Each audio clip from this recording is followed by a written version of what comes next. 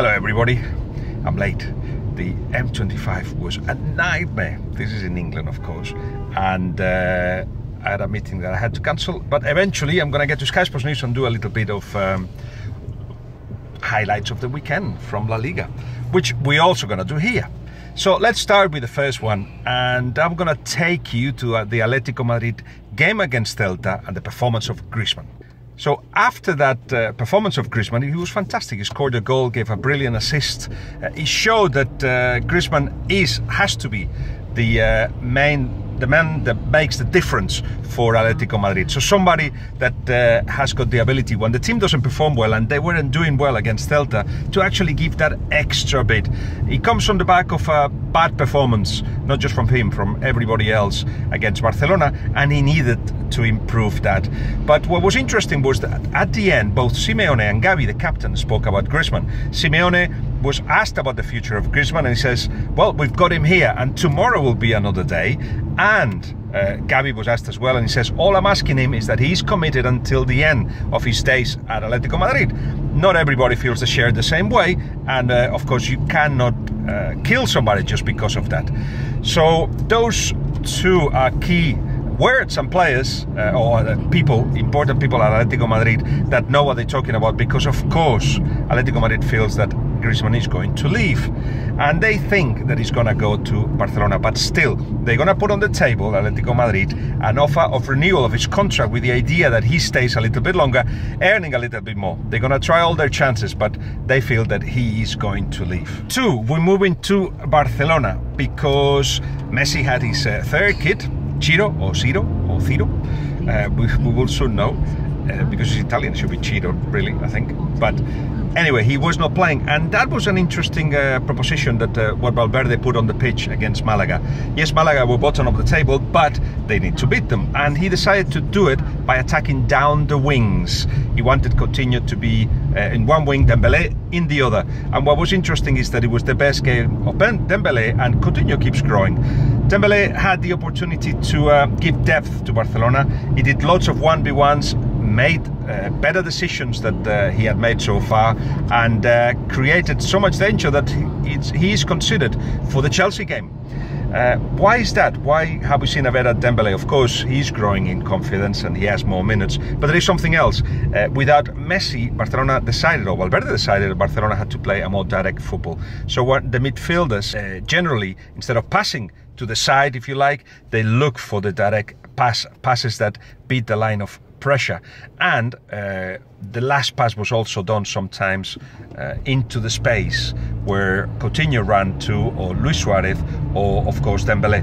So all that helped the game of Dembélé, that is not made yet for the positional game of Barcelona, but he impressed, and as I said, let's see if he actually will be the extra man. You know that there are 10 players that will always play with Barcelona, depending on Iniesta's injury. He may actually train today with the team, so if he does well, he will be in the team, in the first 11. But apart from that, there's always one more that we don't know. We're never sure who will be. Paulinho in this case, or perhaps Dembélé has done enough in this victory against Malaga to be counted on. 3, Barcelona have got another midfielder, Arthur from Gremio.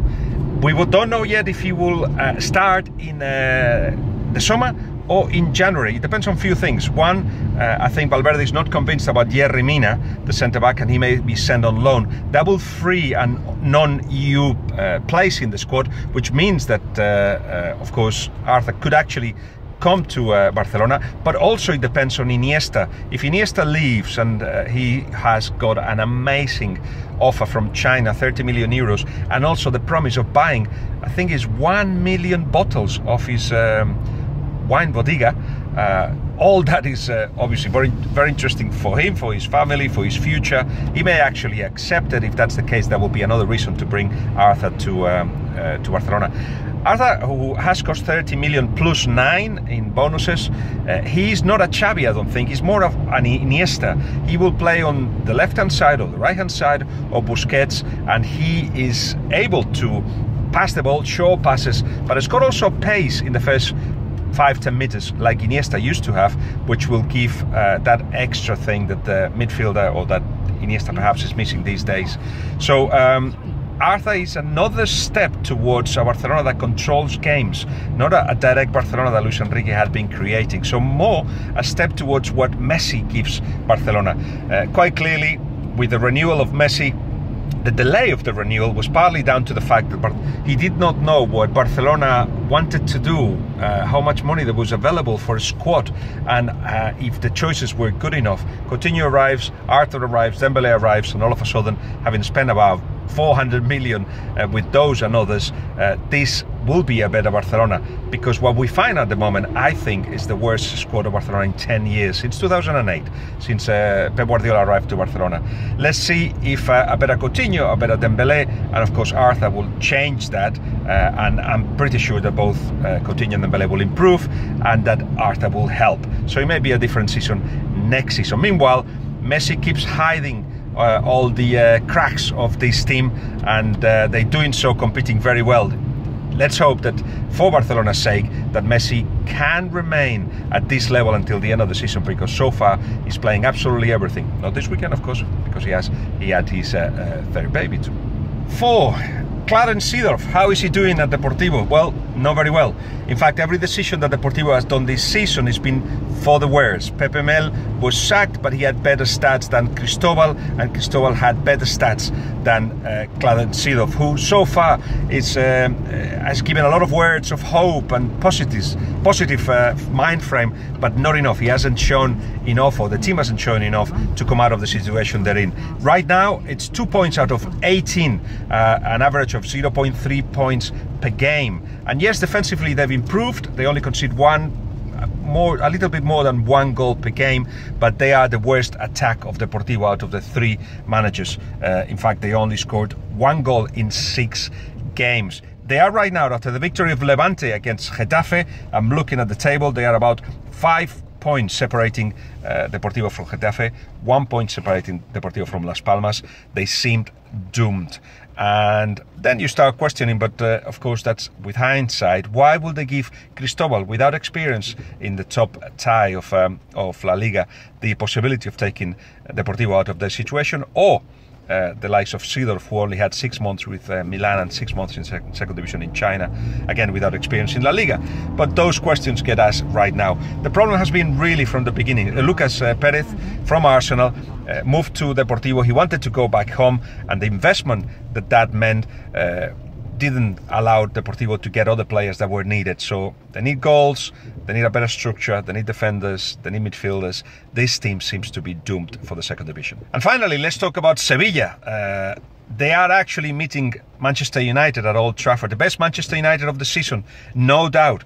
You're seeing a Manchester United that looks more and more what Jose Mourinho wants of them. Those 2 goals against Liverpool, they all came in a similar way, long ball to Lukaku, and that will be a danger for Sevilla. Can they actually beat that? Can they actually look after the second ball? Can they actually have 2 players on Lukaku, not just 1? And the back 4 is going to change, because Jesus Navas, who's been playing as right back, he's injured. Layun cannot play either, because he did so with Porto in the Champions League. So it probably will be Mercado as right back, and Pareja as the other centre back. And he's not as strong as Lukaku is. So we'll see how they deal with that. And they struggled with Valencia and the pace of Valencia in the weekend game. Of course, Sevilla lost 2-0 to Valencia at Sevilla, and they may have the same problem against Rashford. Sevilla is a team built to control the games. This is a Sevilla that Montella wants to do it a little bit like Unai Emery. Similar situation, very compact, the possibility of pace up front, but very compact and trying to control games. But what Unai Emery did with Sevilla was change in every game. And during the games, every game will depend a little bit the formation on the rivals, and in every game there will enough variations and layers for actually Sevilla beat teams. Montella, yes, he plays the same style as Unai Emery, but hasn't given so many layers to the side, doesn't make so many good changes during the game, and doesn't make so many changes between games. He's playing with the same team more or less, and as we mentioned in the past, some of the players look tired. So favourites Manchester United, no doubt about it. they will have the chance. They always do, of course, teams like Sevilla. But I think at Old Trafford it'll be too much. Old Trafford, were in 20 games, they've only lost against City. It's only 3 draws, and I think it's 46 goals scored and about 10 conceded. So they only concede 1 goal every 2 games. So I think that Correa, Sarabia, Muriel, if he starts, will have a real tough time to actually get even 1 goal at Old Trafford. Manchester United should go through.